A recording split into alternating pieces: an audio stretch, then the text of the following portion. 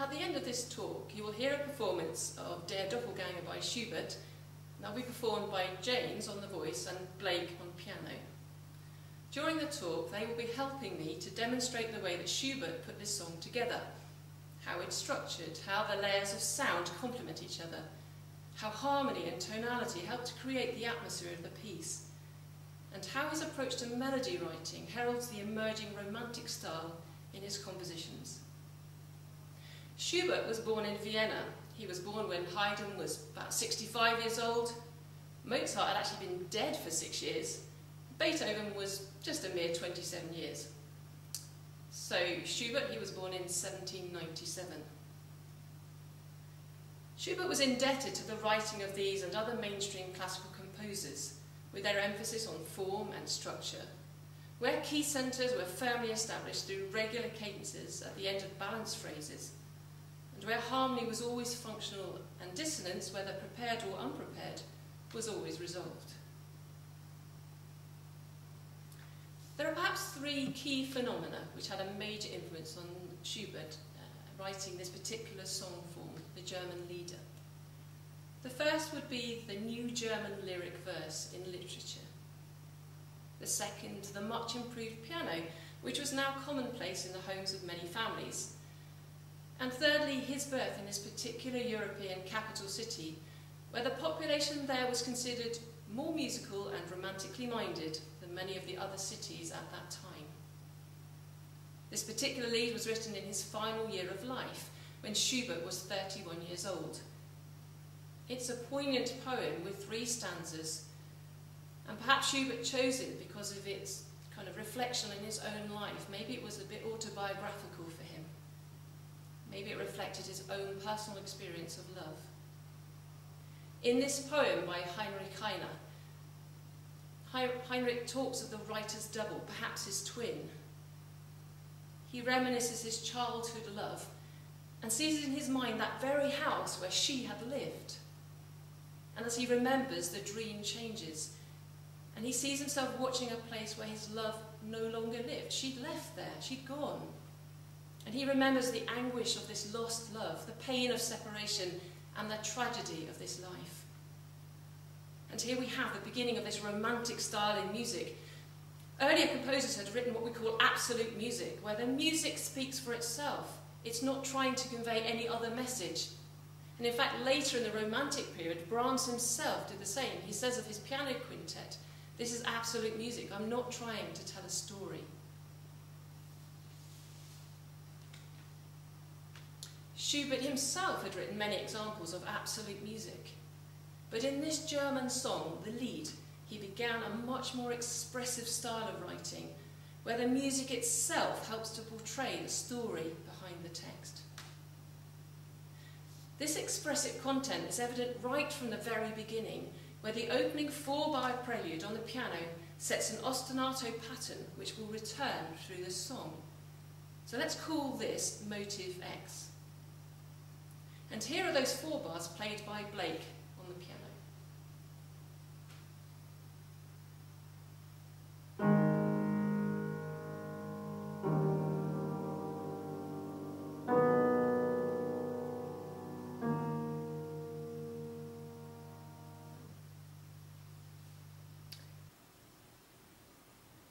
So what does Schubert do to prepare us for the text to come? He begins with chords which miss notes from the triad. Listen to the opening 4-bar pattern again, but this time with each chord played as a spread chord.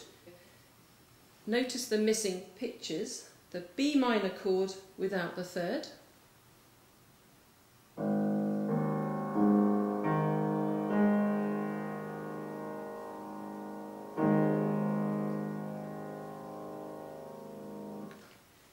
the F sharp major chord, chord 5, without the 5th.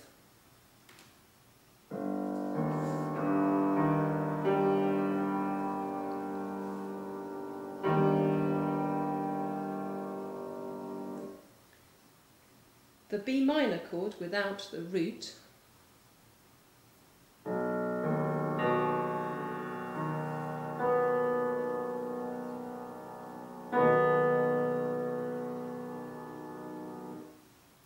and the F sharp chord without the third.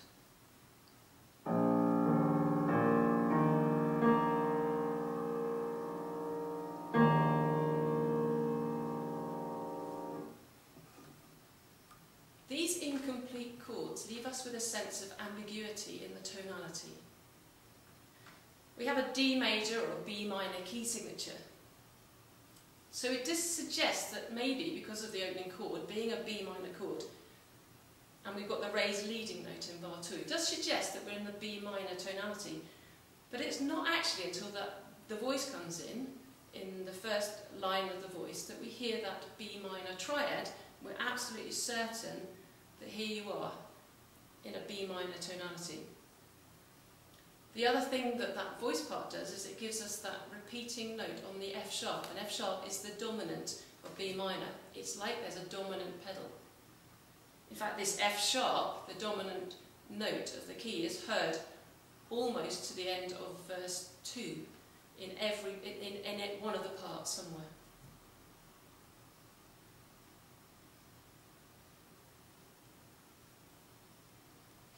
This ambiguity creates a sense of uncertainty, and this minor sound a sense that perhaps not all is well. I think that helps with the whole of the text painting. It prepares you for what type of text this is. It tells you that this is a bit sad.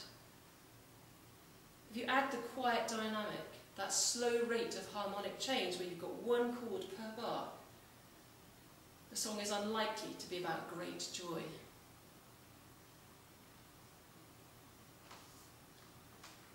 The vocal line is accompanied by motive X right at the beginning. So that motive X was presented at the beginning on its own. We might call that a prelude at the beginning of the song before verse 1. And the texture then, because we keep having this chordal kind of pattern in the piano part, the texture we would call melody-dominated homophony. That's a typical classical style feature in this music.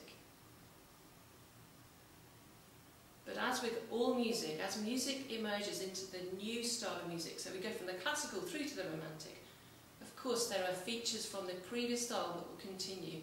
And this classical style, melody-dominated homophony, the 4-bar phrases, or the 2+2, the balanced phrasing, these have come from the classical period, and Schubert uses these in this song.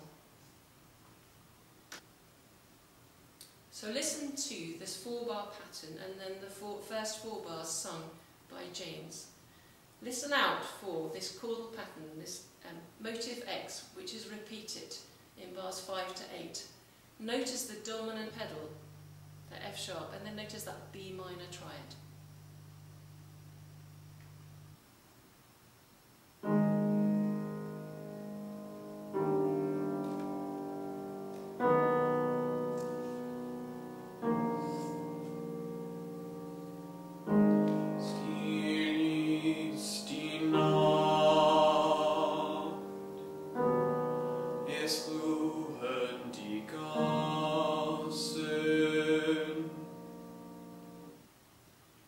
You will notice from the score that the accompaniment is chordal all the way through, and in fact it's built on 2 motives. We've already listened to motive X, so let's just listen to this second one. You see it in the score from 9 to 14, and here's Blake playing this. We'll call this one motive, let's call it motive Y.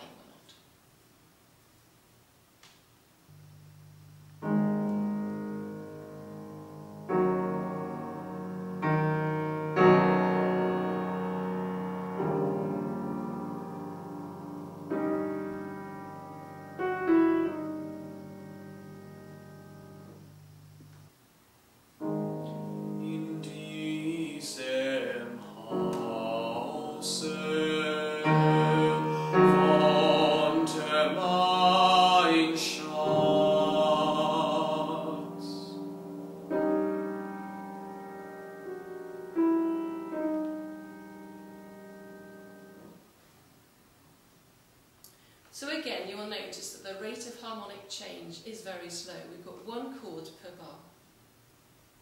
And in fact, the chord in bars 12 to 14 is really just a very long stretched 5/7. It's just that the piano, with this little 2-bar interlude, imitates what the vocal line has just done. The other harmonic feature you might notice in that little imitation is that you have this A sharp in the chord for F sharp 7, and then you have that cheeky little A natural creating a false relation in the piano part. So notice this 5-7 chord that then is played for these 3 bars, 12 to 14. Just notice the 5-7 chord. I've asked Blake to play the 5-7 in root position, then I've asked him to play it in its first inversion, and then as it is in the piece, in second inversion. So here's Blake.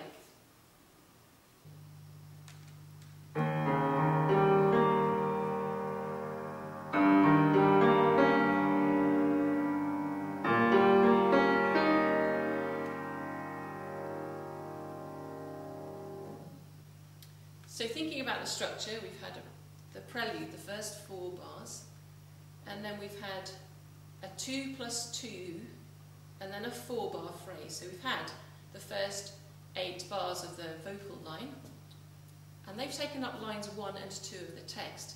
When you listen to the music of line 3 and 4, you'll notice that line 3 is very similar to line 1. But line 4 is very similar to line 2.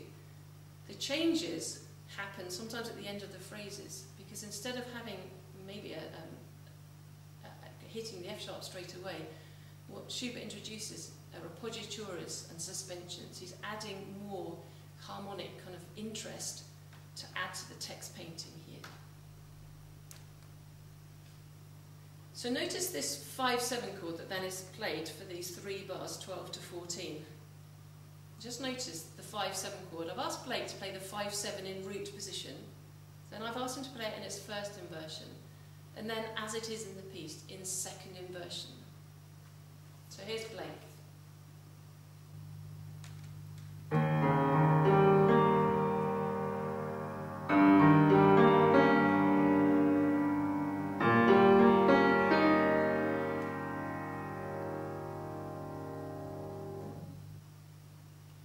So the end of these phrases is another imperfect cadence. There was an imperfect cadence earlier. It's like nothing's quite finished, there's no resolution. And in fact, there are no perfect cadences at the end of the verse either, as we might expect. This is only halfway through the first verse. Maybe we expect an imperfect cadence, but with lines 3 and 4 using very similar music, then of course what we get is just another imperfect cadence.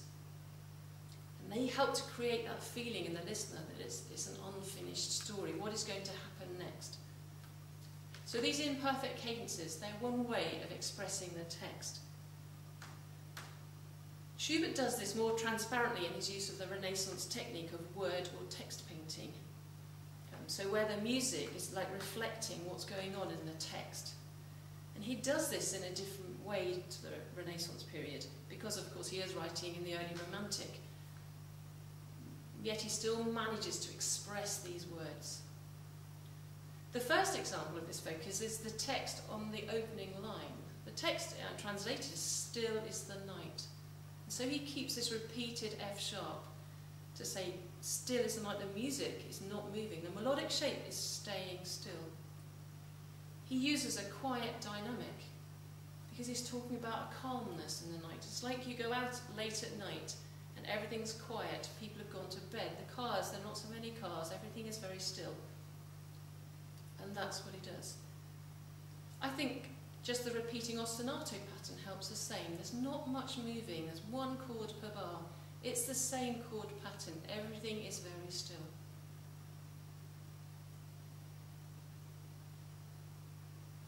But let's recap on how Schubert sets this opening text of music through the whole, maybe the first few lines of text. So the first 2 lines mean the night is quiet, the streets are calm. In this house my beloved lived. So firstly, he introduces a 4-bar chordal ostinato, where the rate of harmonic change is just 1 chord per bar. Secondly, he gives the singer this repeating note. And in fact, if you look at the rest of the melodic material, it actually decorates, it moves around the F sharp. It's never very far from the F sharp centre, that dominant note of B minor.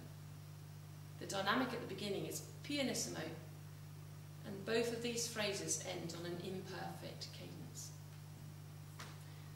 So let's just hear James singing those first two lines of text.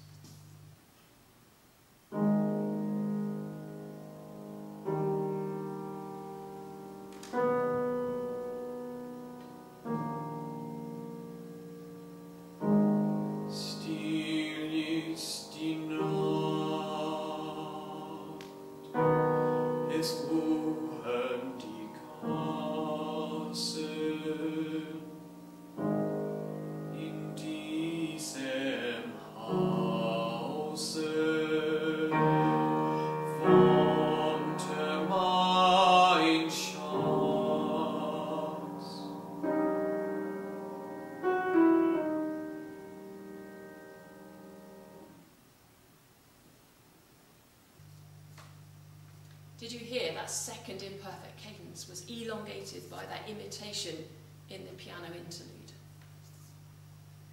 So the next two lines of text in verse 1 are set to very similar music with the following changes. In the third line of text, she has long since left the town. On the word for long, Schubert changes the F sharp to a G natural on the first beat. That's a clash, that's a dissonance. That wasn't prepared. We didn't have a G natural in the beat before, so that is an appoggiatura. That's a fairly typical classical harmonic device that he's using. And he's using it here to good effect to express the tension in the text. She has long since left. And at the end of the fourth line of text, he adds further decoration in the form of a turn, again around the dominant note of the key. And of course, as we've already said, that interlude, the piano interlude, imitates this and elongates the imperfect cadence once again. But the melodic material is very similar. And what's the text? But the house still stands here in the same place. The house standing still, same place, same music, helps to reflect this, the repetition of musical idea, the repetition of idea. The chord ostinato patterns were exactly the same. So listen to the whole of the first verse again. See if you can hear all of those points.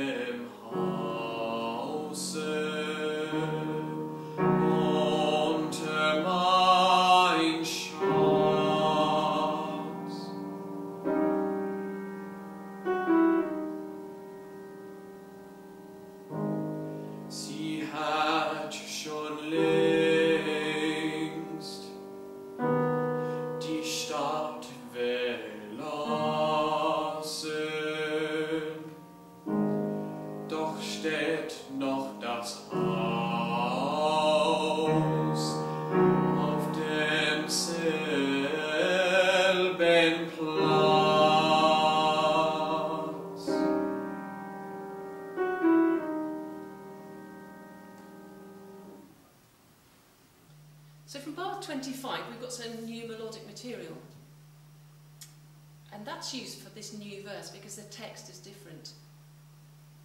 But he uses the chordal patterns of X and Y, motive X and motive Y, to help keep some unity in the song. So it is different music, it's not the same, and yet there is a uniformity in the chordal pattern. There are some changes, so motive X is the same, motive Y changes at the end. We'll talk about that in a moment. We now have the Doppelganger. We don't know he's the Doppelganger yet, but we now have him introduced into the music. And here's a description of it. These are the words. It says, "A man stands there also and looks to the sky, and he wrings his hands, overwhelmed by pain. I am terrified of his face, when by the light of the moon I see my own." This text is painted in the following ways. If you think of looking up to the sky, you look upwards, don't you? And we have a rising melodic shape here. We hear a suspension at the end of this phrase, where the vocal line prepares the clash on the B, repeats the B in bar 28, which clashes, and which then resolves onto the A sharp, which itself is a harmony note. Here's Blake playing that on the piano.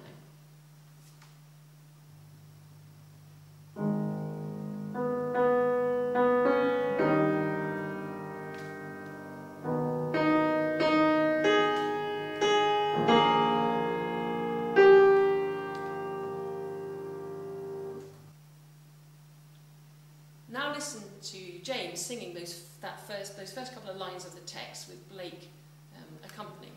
Listen out for that suspension. Doch steht auch ein Mensch und starrt in die Höhe und ringt die Hände vor Schmerzensgewalt.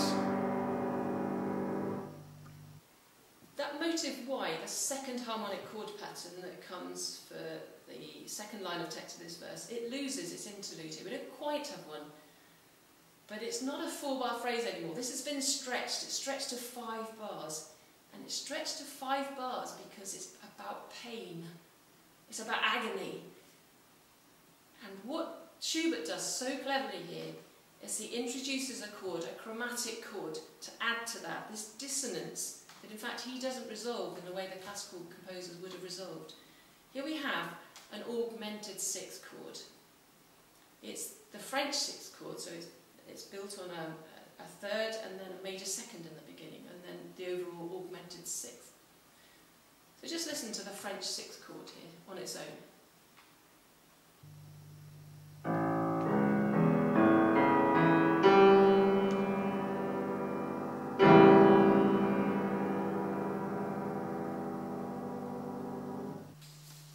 So in the classical period, the augmented 6th chord was used most frequently to intensify chord 5.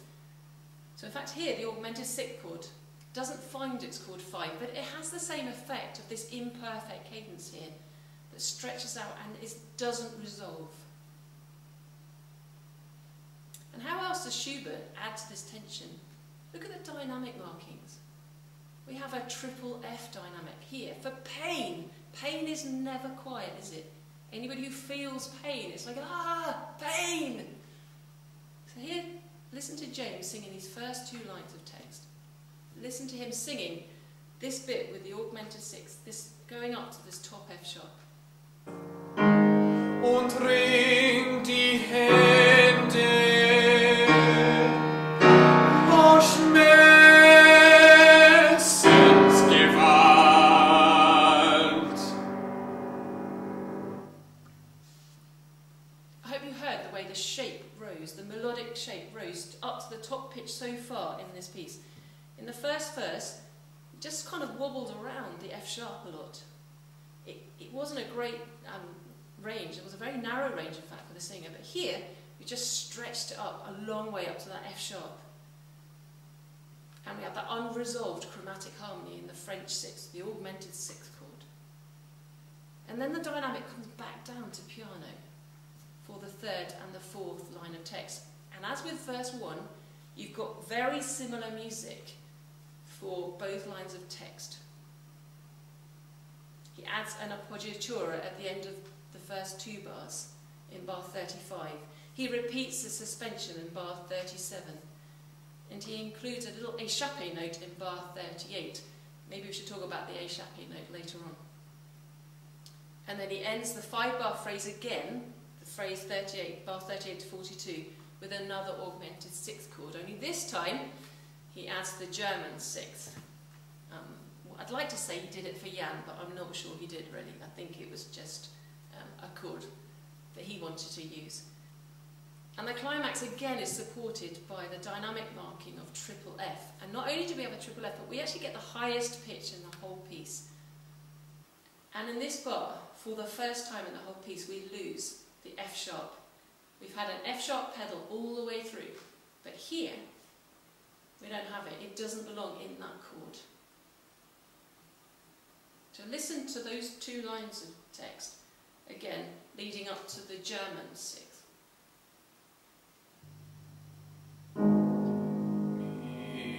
Mir graut es, wenn ich sein Antlitz sehe. Der Mond zeigt mir meine eigene Gestalt.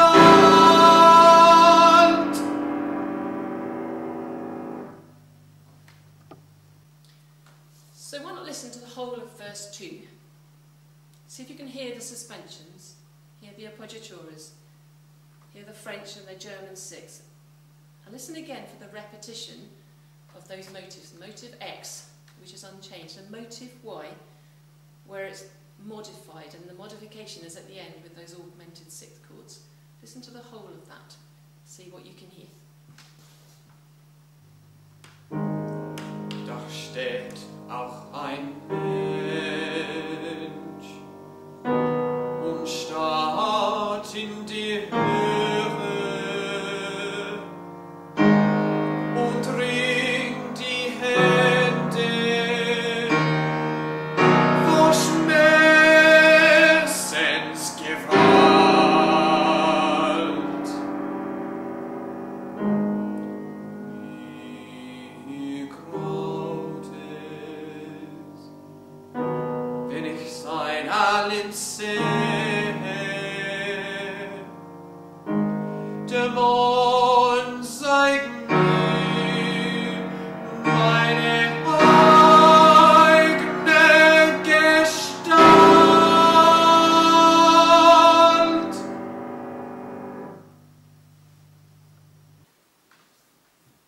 In verse 3, Schubert returns to the quietness of verse 1.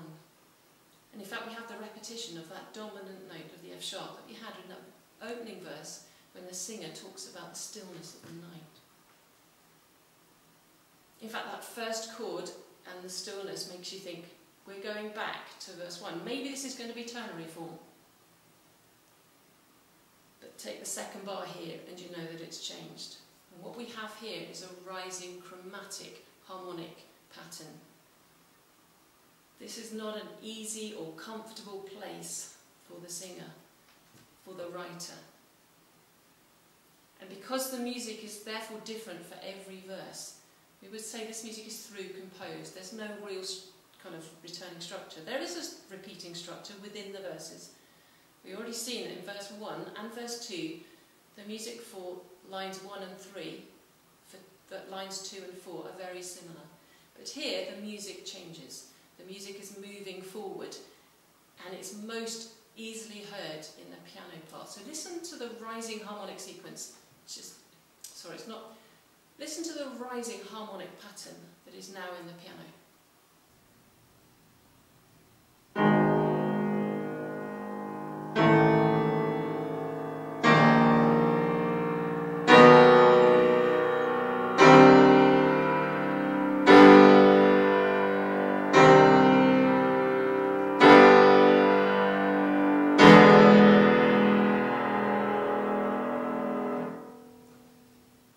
This rising chromatic chord progression helps the singer to cry out, "Why do you ache the pain of my love, which tormented me upon this spot so many a night, so long ago?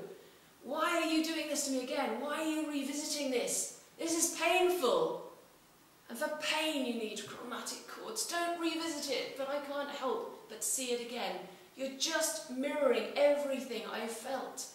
And it's like I feel it now. And that's what happens here. Until this verse, I don't know whether you noticed, but until this verse, the tonality has been pretty much centred around B minor. It hasn't gone very far, apart from these augmented sixth chords. We've had imperfect cadences at the end of the main lines of text.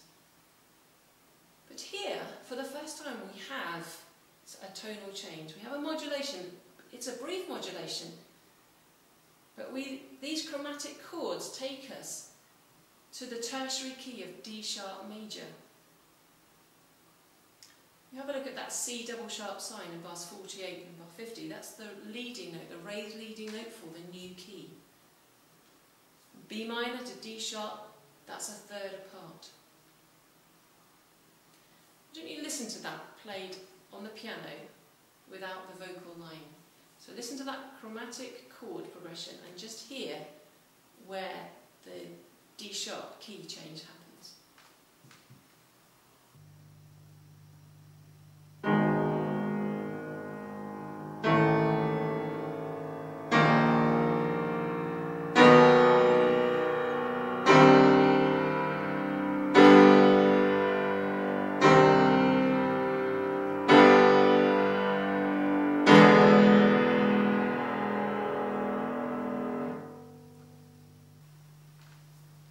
So now listen to James singing verse 3 up to this point. Try and hear the appoggiatura at the beginning of bar 50 as he sings. Du Doppelganger,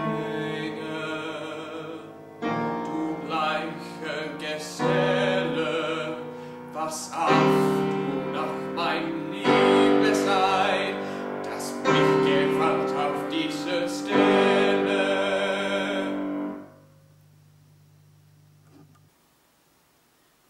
So that second A sharp 7 chord is immediately followed by what sounds like a G7 chord, a dominant seventh. That would be taking us to a C major tonality. But when you analyse the score, you realise that Schubert has just put in yet another German 6th chord. And this time it resolves not to chord 5, but to something that sounds a bit like chord 5, and that it's 1C in B minor. So the root note of the chord is the 5th, so it's a little bit like it's the dominant. But he just teases you a little bit by giving it to you as a 1C in B minor. So you get an A sharp 7 to D sharp major to an A sharp 7 to a German 6 to then a 1C chord in B minor.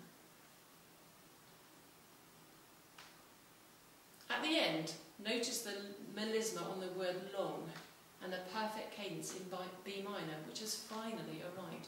This is the very first time that we have a perfect cadence in the home key. There was that brief passing perfect cadence in the bit we just talked about into D sharp major, but here is the very first time we finally resolve 5-7 to 1 in B minor, and it's at the very end of verse 3. Just listen to that here. So mache nach in alte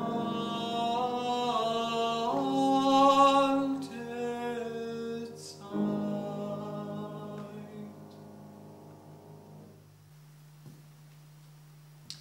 So the piece ends as it began. It ends with this, the 4-bar pattern, motive X, this time as a postlude. Only there's a slight change. Listen to the prelude, the 4-bar phrase, as it was, the motive X at the beginning.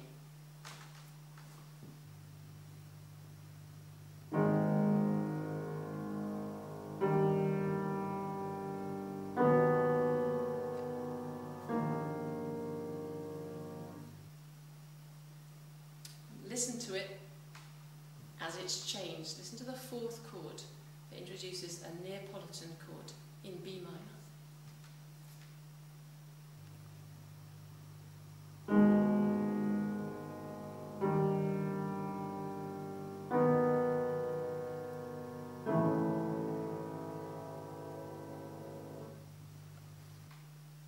So that Neapolitan chord, based on the flattened supertonic, so take the second note of B minor, it's a C sharp, flatten that to a C natural, give yourself a chord on C. That C major chord, the Neapolitan chord, takes us to what is in fact a B7 chord. So a B7 chord makes you think 5-7, it's going to E major. And in fact this B7 chord is followed by an E major chord, but it's an E major chord in its second inversion. Just listen to that. And listen to the way he takes that chord 1 maybe of E major in its second inversion and slips that and makes a plagal cadence into what we think is going to be B minor, but with the final twist saying, let's make it B major, let's add that tierce piccati right at the end.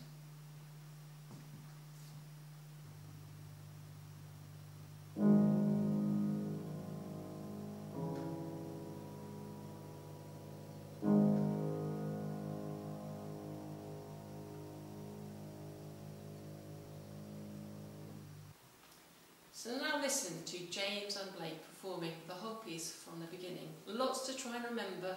You'll see some things coming up on the screen as well to try and remind you how this piece goes. And we should really thank James and Blake for all their hard work in preparing for this. Thank you.